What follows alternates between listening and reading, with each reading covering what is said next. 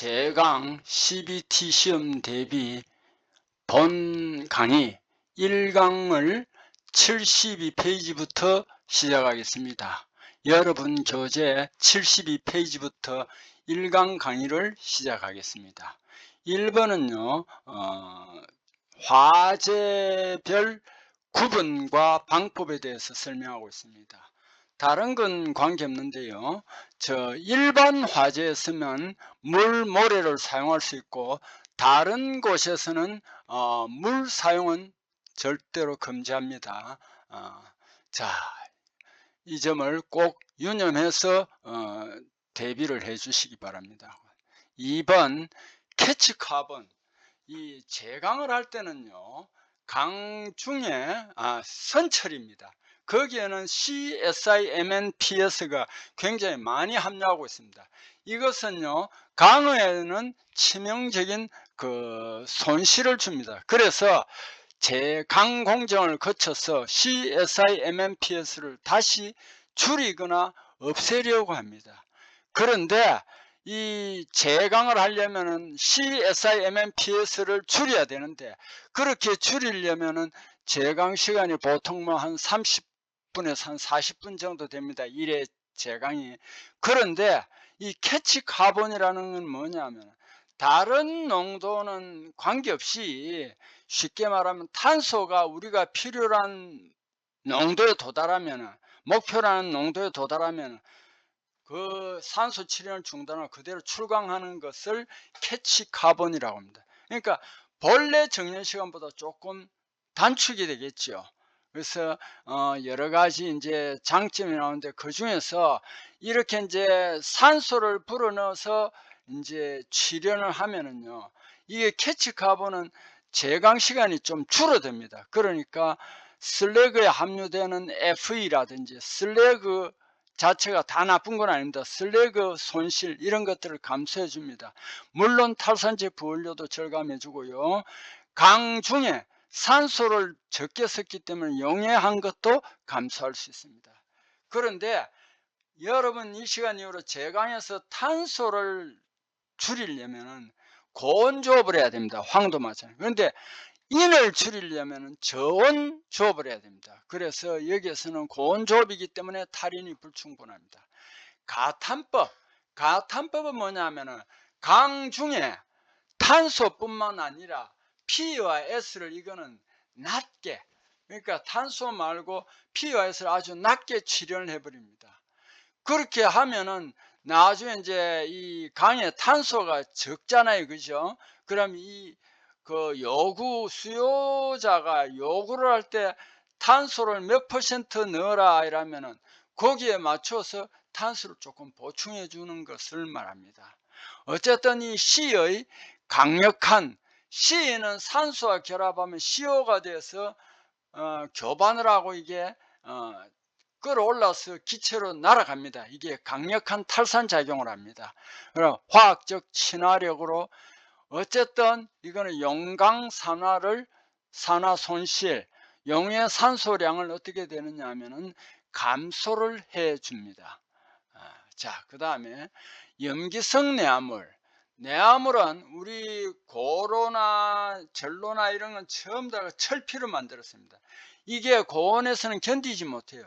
그래서 그 사이에 뭐를 하냐면은 내화벽돌을 쌓아서 조업을 합니다. 근데 옛날에는 그냥 우리 지구상에 많은 산성 내화물, 샤모트나 납석이나 규석 이런 거로 가지고 만드는데, 요즘은 철광석 성분이 굉장히 낮고 S나 인이 많아요. 그래서 이것을 제거하려면은, 여기에 견디려면은 염기성 내화물이 필요합니다. 마그네시아, 백운석질, 크롬 마그네슘질, 석회질 이런 것이 대표적이고요. 가장 대표적인 것은 마그네시아질, 백운석인데 여기에 뭐가 많이 들어있냐면 MgO 성분이 많이 함유합니다. 자, 산성 내화물은 조금 전에 설명했고, 중성 내화물은 알루미나, C, 크롬 등이 주성분인데 모두 이거는 산성이나 염기성 슬래그에 모두 안정적입니다. 산업안전사고 기술적 원인, 이거는요 그 CBT 시험에 나왔더라고요. 그래서 요건 여러분이 참고를 하고, 요건 기술적 원인입니다. 요 중에 해당하는 거, 해당하지 않는 것을 골라라, 이런 식으로 나옵니다. 콜드샷. 콜드샷은 뭐냐면 전자빔을 이용해 용접하면, 전자빔은 그 아주 내부 좁은 그 깊은 구멍까지 흐릅니다. 그런데 거기에 아주 깊고 좁게 파였습니다. 그 기둥처럼 된 걸 우리는 스파이크라고 하는데, 이 스파이크 양벽 용융금속층이 얇기 때문에 빨리 응고해 버립니다. 그럼 용융금속 주위 벽과 융합하지 않은 결함이 생기는 거, 이것을 콜드샷이라고 합니다. 자, 비금속 개제물은 뭐냐면은 철광석 중에는 그 녹일 때 각종 비금속이 많습니다. 이 비금속을 이제 슬래그라든지 또는 이렇게 특수한 물질이 이제 여기에 들어가서 이거 결합해 가지고 제거를 하는데, 이 비금속 개제물이 요즘은 철광석에 불순물이 많기 때문에 많습니다. 이 비금속 개제물이 내부 결함이에요. 이 비금속 개제물은 쾌삭강 등 특수 용도를 제외하고는 적게 함유하는 게 좋습니다. 위에 열간 내용들이 다 안 좋은 성질들이거든요. 그래서 비금속 개제물은 우리가 유의를 해야 됩니다. A계 비금속 개제물은 가공 점성 변화한 것인데 황화물이 대표적이고, B계는 가공 방향의 집단 형태인데 불연속 입자 모양의 개제물이 정렬된 개제물인데 알루미나가 대표적입니다. C계는 이게 규산염 및 입자 모양의 산화물이 대표적이고요. D계와 DS계가 있는데, D계는 입상 작은 거죠. 구형의 산화물계고, DS계는 대형 구형 개제물입니다. 자, 그 내부에는 비금속 개제물도 있으면 안 되지만 황이요 편석을 합니다. 황이 한 곳에 모여 있다는 거예요. 이걸 방지하려면 어떻게 해야 되느냐, 방향성 응고해야 된다. 규칙적으로 방향성을 쫙 응고해 가지고 이게 분산이 돼야 된다는 거예요. 그 다음에 원료에 황이나 인이 적어야 되겠다. 그 다음에 편석이 생기면 이것을 이제 그 뜨거운 인고트 덩어리 윗부분, 거기에다 뜨거운 핫탑을 설치해서 천천히 올라오도록 해가지고 나중에 제거하는 거. 자, 그 다음에 또 뭐냐, 편석이 쉬운 거는 고합금강입니다. 그 다음에 그 관계 중량이 클 때, 이럴 때는 편석이 잘 일어납니다. 이걸 줄여줘야 됩니다. 그 다음에 생겼을 때는 어떻게 해주느냐, 열처리, 확산 풀림을 해주면 되겠다. 확산 풀림. 주조시에는 급격하게 냉각하면 안 된다. 천천히 냉각을 해줘야 되겠다. 편석은 다시 그 용어를, 개념을 설명하면은요, 처음 응고 부분이 나중 응고 부분과 조성이 달라서 이렇게 이제 불균일성이 생긴 현상입니다. 그리고 이 편석은 주로 어디에서 많이 생기느냐 하면 대형 재료라든지 표면부라든지 중심부 같은 곳에 많이 생깁니다. 우리 이제 요 CBT에 가끔 나오고 실기시험에도 나옵니다. 실기시험에 성강일관 제철이란 무엇이냐 이렇게 묻습니다. 그러면 단답형으로 재선, 제강, 아변, 정공정의 종합제철이다 이렇게 하면 됩니다. 참고로 성강일관 제철소는 우리나라에 제철소가 많지만은 포스코 포항제철소, 포스코 광양제철소, 현대제철 당진제철소, 이런 곳이 이제 종합제철소입니다. 전기로 탈수소 작업. 이 수소와 산소가 좋은 역할을 하는데, 이게요, 그 용융금속 안에 녹아가 있을 때, 이럴 때는 기체로 빠져나가지 않고 녹아 있을 때는 이게 이제 굉장히 문제가 됩니다. 그래서 이걸 제거를 해줘야 되는데 어떻게 해줘야 되느냐? 전기로는 산화기가 있습니다. 이 산화기에는 물론 산화물 다 제거해야 되겠지만 수소도 제거를 해줘야 됩니다. 그 다음에 이 탈수소를 하려면 뭐냐면 탄소와 산소가 반응하면 CO 가스가 납니다. 이게 산화비등하면서 부글부글 끓습니다. 이게 기체로 빠져나가는데, 이럴 때 수소라든지 이 기체 질소 같은 것도 빠져나갑니다. 그래서 탈수소가 된다 하면 수소를 비롯한 불순물 등이 전체적으로 제거가 되겠습니다. 탈수소 조건은 강력 온도가 충분히 높아야 됩니다. 왜냐하면 그래야 CO 반응이 활발하거든요.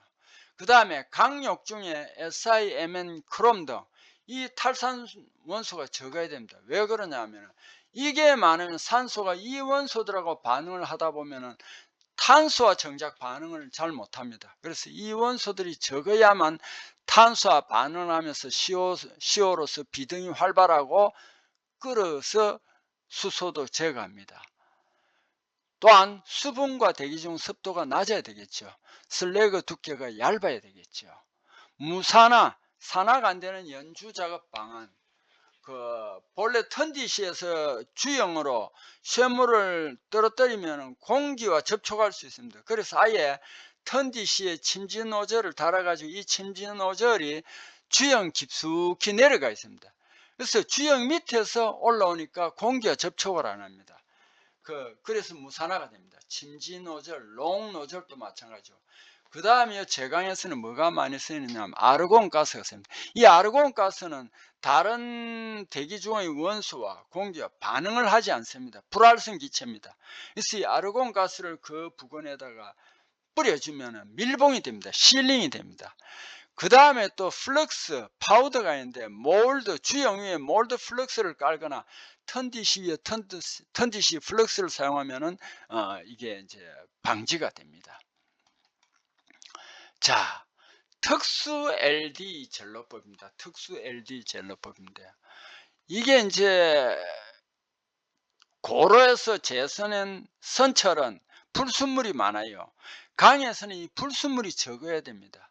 그런데 일반 LD 젤로에서 제거를 했는데도 특수하게 또 더 제거를 해야 되겠다. 더 특수한 조업을 해야 되겠다. 이럴 때는 특수 LD 젤로법을 합니다. 제일 먼저 LDAC가 있습니다. LDAC라는 것은 AC 같은 이런 거는 여러분 교류가 아닙니다. 이거는 유럽의 뭐 이런 회사 이름 약자를 딴 거예요. 그래서 여러분 신경 쓰지 말고 이거는 LDAC는 뭐를 알아두냐 하면은 OLP를 알아야 됩니다. O는 뭐냐면 산소, L은 렌스고요. P는 파우더입니다. 그래서 이 렌스에다가 산소만 보통 불어넣는데 LD 젤로에서는 여기에서는 CaO, 생석회 가루도 함께 취입합니다. 이 생석회 분말이요. 이 불순물들을 잘 제거해 줍니다. 슬래그를 만들어 줍니다. 그래서 성분 변동이 큰 다양한 고려 원료라든지 유연하게 사용할 수 있습니다.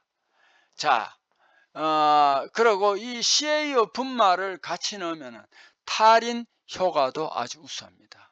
고탄소 저인강 제조에 유리합니다. 그래서 탄소가 높은 강, 그 다음에 인이 낮은 저인강 제조에 유리합니다. 단 이것은 조업 시간이 길다. 그 다음에 이제 칼도법과 로트법이 있는데요. 이 두 개 다 인이 많은 고인선 선철 원료를 효율적으로 처리하기 위해서 하는데 어쨌든 칼도법에는 로트법에는 노를 경사시키거나 회전시킵니다. 그래서 교반을 많이 시킵니다.